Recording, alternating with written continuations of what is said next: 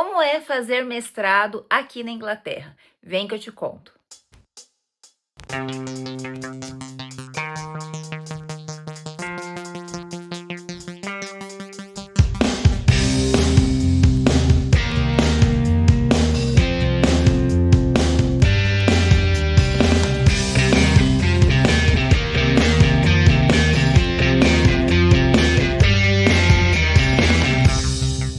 E aí, pessoal, tudo bem? Meu nome é Karen e este é o canal Noutro País. Já te convido a seguir-nos, a compartilhar esse vídeo e deixar sua curtida, caso esse tema te interesse.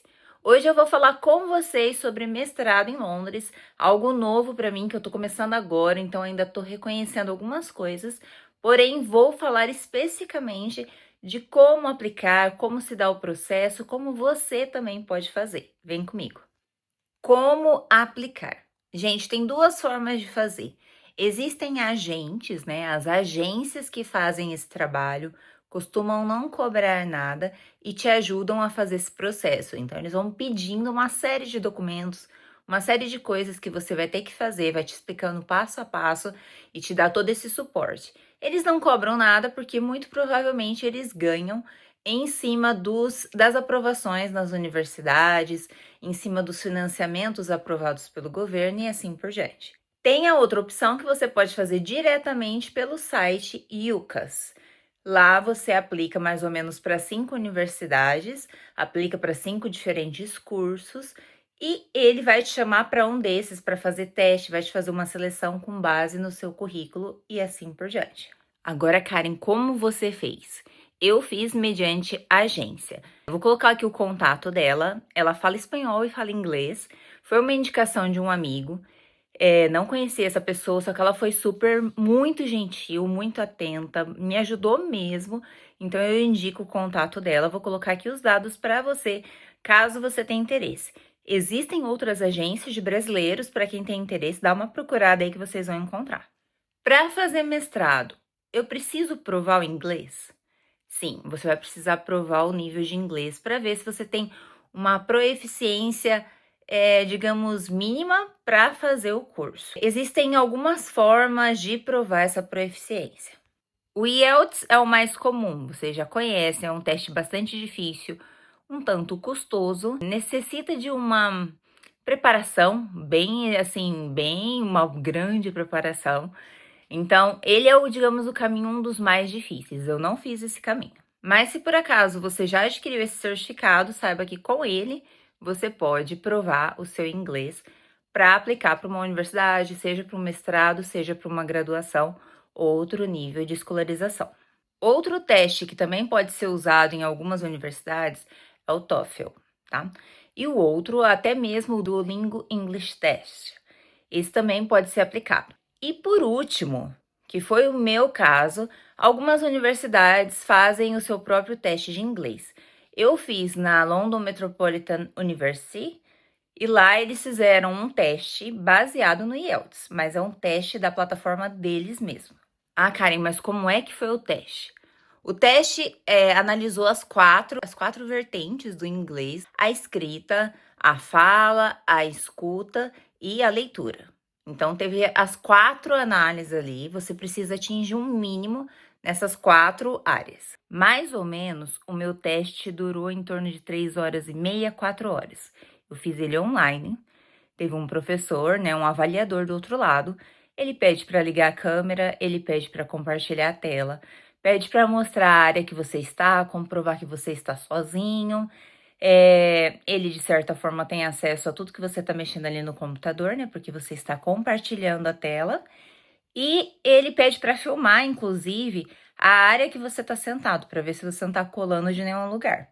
E qualquer movimento que você possa ter, supondo que a bateria acabou, se você se mexer, se tocar uma campainha e você resolver atender, você é automaticamente desclassificado. Então, digamos que é uma forma bastante segura deles comprovarem que você não tá colando, não tá copiando de algum lugar e você tá fazendo justamente por seus méritos. No meu teste, por exemplo, nessa faculdade, tiveram algumas perguntas de verdadeiro, falso ou resposta não dada no texto. Então, tinha que ler e verificar se essas perguntas estavam lá. Teve múltipla escolha, teve relacione. Na prova escrita, você tem que escrever mesmo, não tem base em nada, é só um tema e você tem que falar sobre ele. Por exemplo, trânsito, tecnologia nas escolas. Podem cair temas gerais, como trânsito, saúde, meio ambiente, temas assim um pouco genéricos, mas que você tem que escrever uma quantidade mínima de palavras, geralmente pelo menos 250 palavras, tudo em inglês, e é ali que ele vai analisar a sua parte gramatical, se você tem uma base mínima para fazer o curso. Ah, eu esqueci de falar, na prova escrita, geralmente você vai ter que defender um ponto de vista. Se você concorda, se você discorda, você vai ter que defender em cima do tema ali apresentado. No quesito leitura, foram textos bem grandes, assim, mais ou menos 2 páginas praticamente, e 7 perguntas em seguida a respeito dele, nesse estilo de relacione, nesse estilo de verdadeiro ou falso, múltipla escolha, até mesmo de você colocar em ordem qual é o parágrafo que está dizendo isso, numerar onde é que está e assim por diante. Na fala, por exemplo, foi uma avaliação, basicamente uma entrevista. Ele fez algumas perguntas relacionadas a mim, depois ele foi para temas mais genéricos, por exemplo, se eu tenho amizades, o que é importante para ter uma amizade, qual é a importância, por exemplo, da arquitetura no contexto histórico, o que a arquitetura conta em questão histórica. Teve várias perguntas, gente, de vários temas, temas um tanto mais genéricos e outros que exigem um pouquinho mais de conhecimento relacionados à história ou até mesmo algumas outras áreas. Perguntaram, por exemplo, até da área de educação, o que é importante para tecnologia entrar dentro da escola, mas de forma benéfica, coisas do tipo. Quanto ao listening, né, o ouvir, o que ele tem no teste, basicamente? É um áudio e tem lá 5 perguntas relacionadas a esse áudio. E você só dá play uma vez, você não pode voltar, você não pode retornar, você não pode pausar, nada. Então, deu o play, você tem que prestar muita atenção e já ir respondendo as perguntas. Então, eu te aconselho a dar uma olhada nas perguntas antes de apertar o play. Não é um áudio só, tá? São basicamente mais ou menos, por exemplo, 20 perguntas. E daí tem lá 3, 4 áudios e as perguntas vão se dividindo de acordo com esses áudios. Então, um áudio tem lá 4 perguntas, o outro tem 7 e assim por diante. E claro, né, gente, nesse áudio tem lá, por exemplo, você tem que preencher um horário, uma lacuna para você escrever. Então, você tem que saber primeiro escrever a palavra, que já exige do inglês. Não tem onde você pegar essa palavra, é simplesmente pela audição. Se mostra, por exemplo, o horário, ele cita o horário no texto, como num diálogo. Ah, a festa vai ser às 10 horas da noite. Ah, não, 10h15. Não, na verdade é 10h20, acabei de ver no convite. Então, ele acaba falando mais de um horário para te confundir na hora de responder a prova.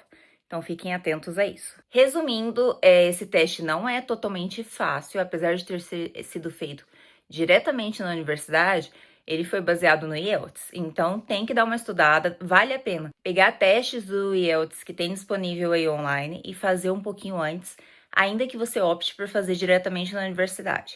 Não quer dizer que vai ser super mais simples, quer dizer que não há um investimento financeiro, como há, por exemplo, na prova do IELTS.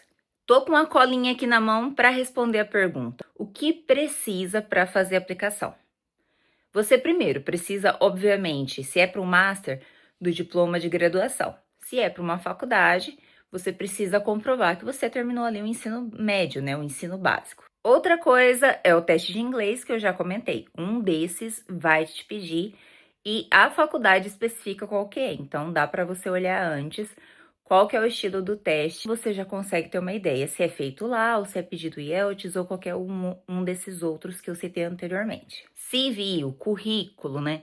Basicamente é um currículo, quase um currículo de trabalho mesmo, para contar suas experiências, seja ela, se você não tem nenhuma, coloque aí voluntariado, algo que você fez que te ajude a entrar ali na faculdade, o que vai convencer o avaliador a que você merece ter uma vaga ali.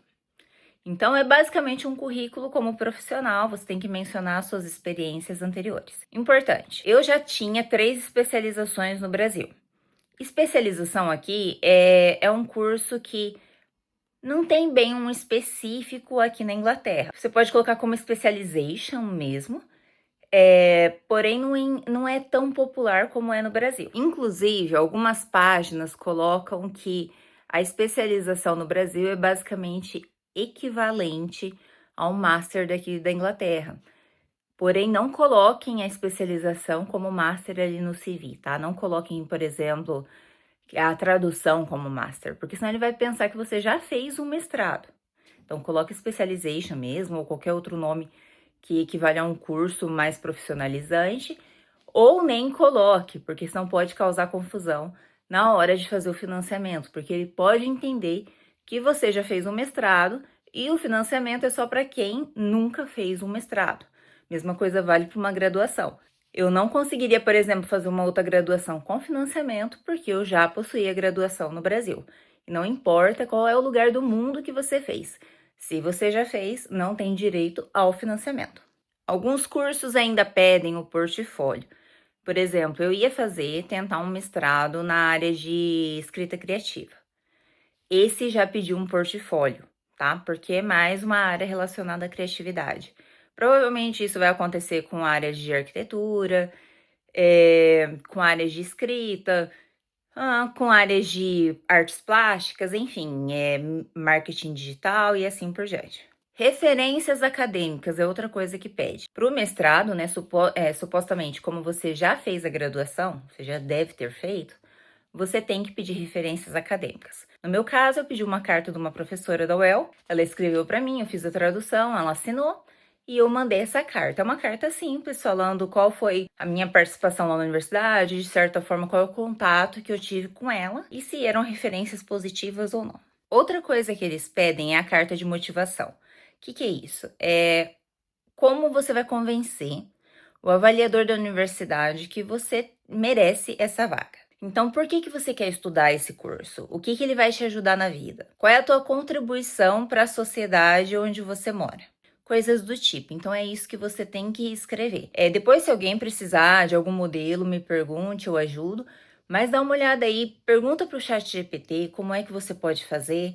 Se você for por agência, geralmente essas agências também dão cartas exemplos, cartas modelos, para você ter uma ideia de como fazer. É importante que você escreva por sua conta, não escreva com tradutores ou, digamos assim, até próprio inteligência artificial. Tem que ter o teu dedo ali, porque se eles pegarem que você fez cópia de algum lugar, pode dar ruim para você e você já ser eliminado do processo. O Yucas é uma plataforma para fazer aplicação. Algumas faculdades só permitem a aplicação por essa plataforma, não tem como fazer diretamente por elas, enquanto outras permitem diretamente. O caso da minha universidade, que é a London Metropolitan University, ela permitiu fazer diretamente com eles. Então, não tive que fazer a aplicação no Yucas. O Yucas, ele basicamente pede as mesmas coisas que eles pediram diretamente a mim, só que você faz uma aplicação genérica para várias universidades. Importante lembrar que todos esses documentos, como histórico de graduação, como certificado, se for para a faculdade, o seu histórico escolar e o seu certificado também, tudo tem que ser traduzido, juramentado para a língua inglesa. Então, eu fiz isso antes para poder aplicar. Não adianta você aplicar em português que não vai resolver, tá?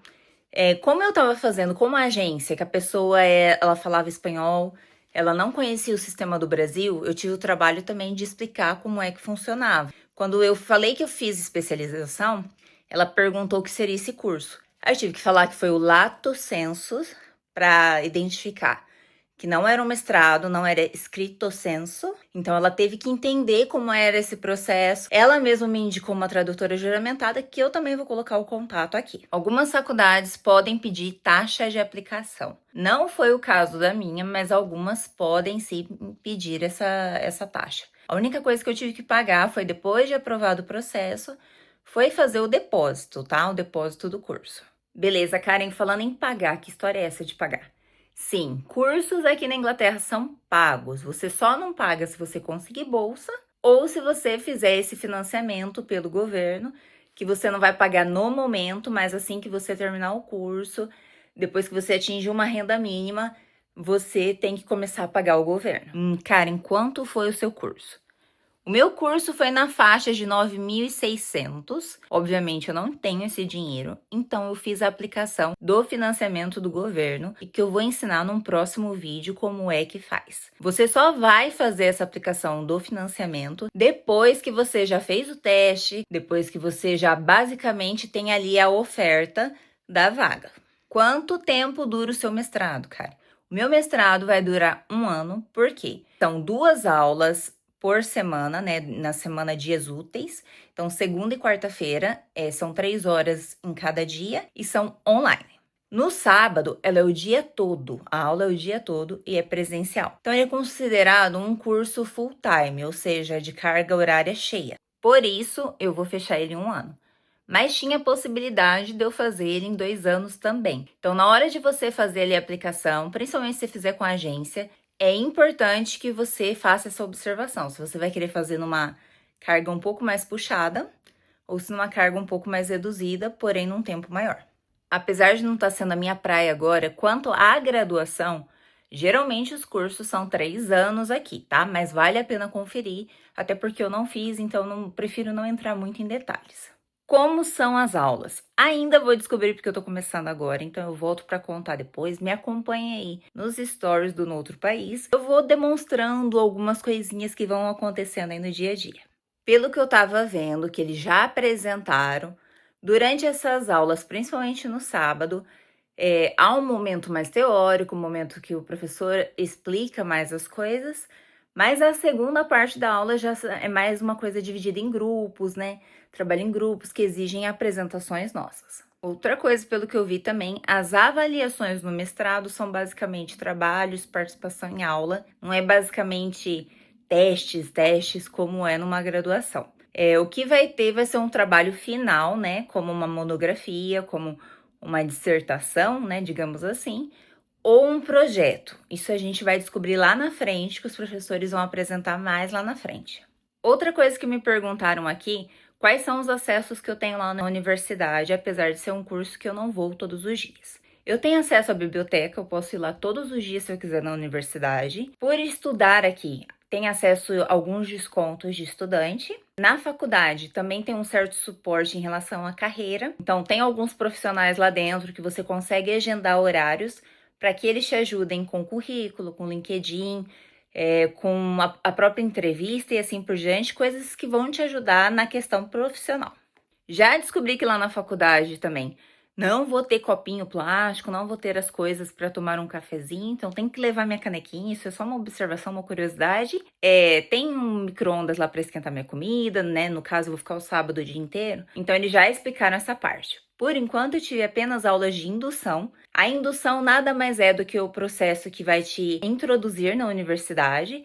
E é quando você tem a confirmação, se você faz a presença, é quando você tem a confirmação do financiamento. Eu tive a aprovação do financiamento agora, depois da minha primeira presença em aula. Então, não se desespere caso você faça o financiamento e ainda não tenha aprovado e as aulas já começaram. A faculdade, no caso, pediu o número do processo, né, da aplicação do financiamento, então eles já ficaram tranquilos que eu tinha feito a aplicação. E eles, com certeza, já conseguem consultar se foi aprovado ou não. Essa aqui é a carta da aprovação do financiamento que eu recebi essa semana, após a primeira presença em aula. Como funciona? Eu fiz a aplicação para o empréstimo de 12 mil, que é o valor máximo que você pode fazer, e vou receber esses pagamentos agora em conta para ir fazendo o pagamento da faculdade, tá, gente? Mas é como eu disse, a faculdade você pode ir pagando depois conforme você se forma. Então, o governo faz dessa forma. Obviamente que você se compromete com vários termos de pagar essa dívida assim que concluir a universidade, no caso, o mestrado. A diferença, obviamente, eu vou pagar com juros, tá, gente? Então, você tem a escolha de fazer só o valor do curso ou fazer o valor total máximo, que é, no caso, esses 12 mil. Lembrando que daí você vai pagar uns jurinhos a mais. Vai do teu orçamento depois, lembrando que você vai pagar mais juros, mas é uma forma de você ter uma garantia melhor, investir em um laptop, em materiais, no próprio transporte, te dá uma segurança maior. Eu acho que eu respondi todas as dúvidas que me mandaram. Óbvio, esse aqui é o primeiro vídeo do assunto, então se você tem mais dúvidas, coloque aqui nos comentários que eu volto a responder. tô começando agora, tô aprendendo agora e com certeza muitas outras dúvidas vão surgir, inclusive para mim, e eu vou respondendo aqui para te ajudar também, porque é importante que, se você tem essa vontade, aplique sim para estudar. Um beijo, siga o canal, se inscreva, compartilhe se você gostou e não deixe de curtir, hein? Até mais!